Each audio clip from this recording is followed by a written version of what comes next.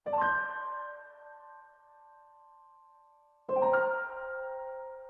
huduri ini epistemologi dzauq, epistemologi rasa, epistemologinya irfan. Saya jelaskan sedikit. Jadi ilmu huduri itu ilmu yang didapat langsung. Kalau bahasa epistemologinya, ilmunya itu sua objek.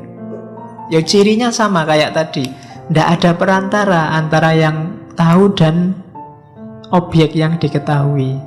Takut yang saya alami itu kan, untuk tahu takut saya harus menengok diriku sendiri, tidak keluar.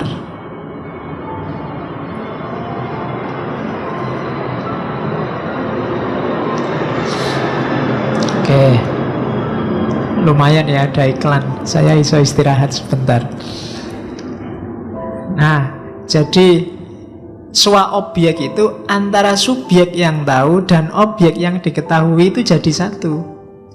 Kalau tadi takut yang konsep itu kan di luar dirimu, tapi takut yang kamu rasakan ini untuk paham, kamu menengok dirimu sendiri.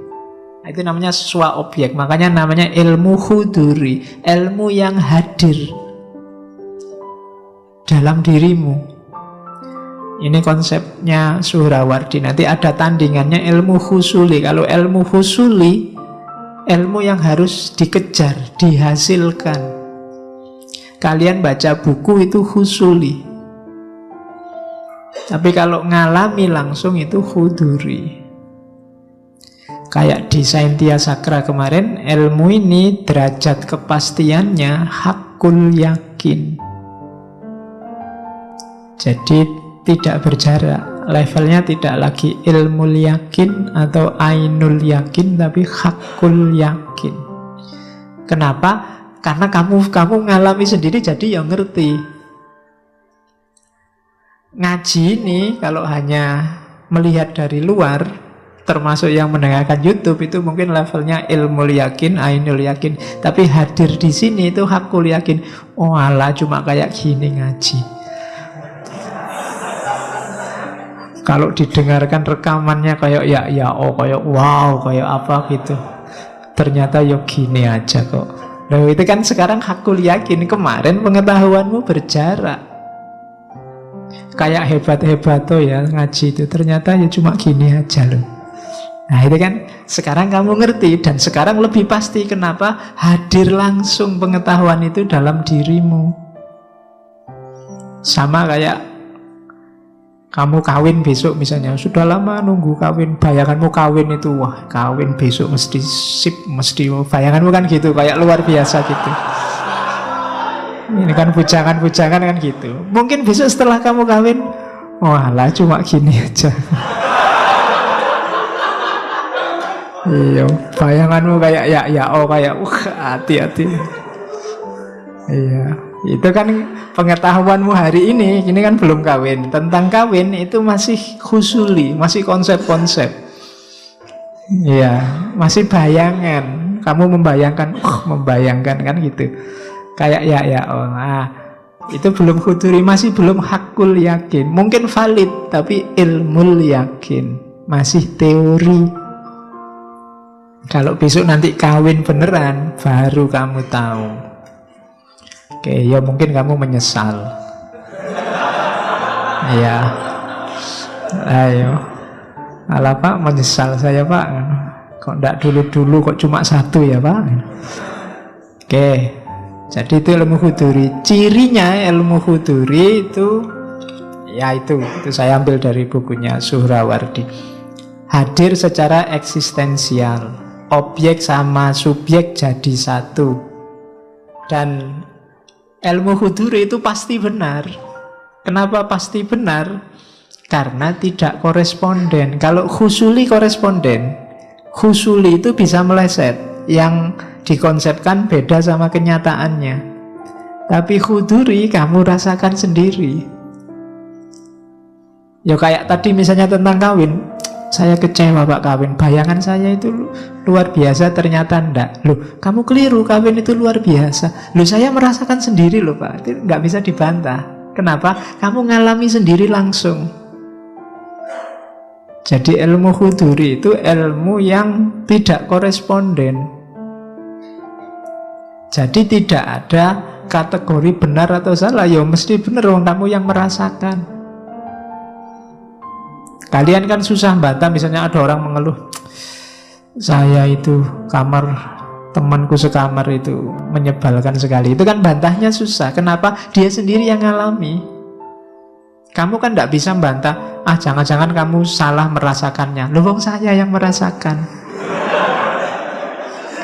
Kok jangan-jangan salah? Saya sendiri. Jadi susah dibantah ilmu huduri itu.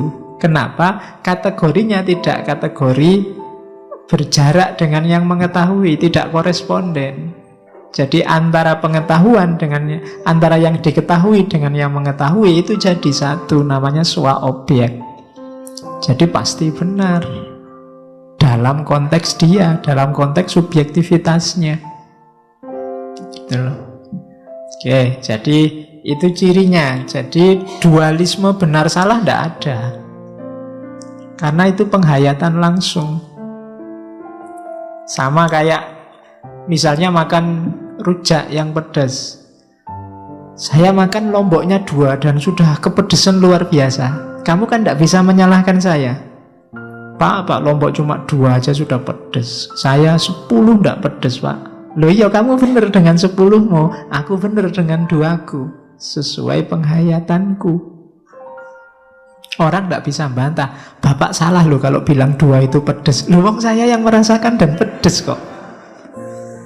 Kan kalian tidak bisa bantah. Jadi itu jenis ilmu huduri. Nanti arahnya memang ke pengalaman ketuhanan yang sifatnya personal. Jadi Tuhan itu kan dialami. Kalau sudah dialami, bantahnya susah. Makanya di antara argumen pembuktian Tuhan, salah satu yang agak susah dibantah itu argumen from religious experience, dari ranah pengalaman keagamaan. Kalau cuma pakai argumen sebab akibat, argumen penyebab pertama, argumen desain alam semesta, itu masih bisa dibantah.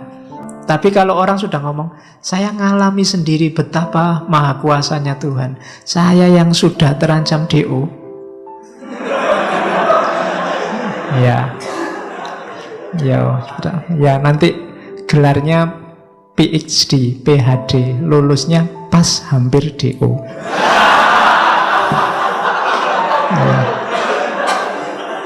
Jadi meskipun S1 gelarnya PhD, jadi lulus pas hampir DO. Alhamdulillah lulus. Oke. Nah, jadi sifatnya personal, swa objek, tidak ada dualitas benar salah.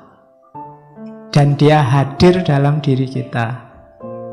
Itulah ilmu huduri. Ilmu menerjemahkannya umum, bukan sains kalau barat, tapi mungkin lebih dekat ke knowledge, pengetahuan.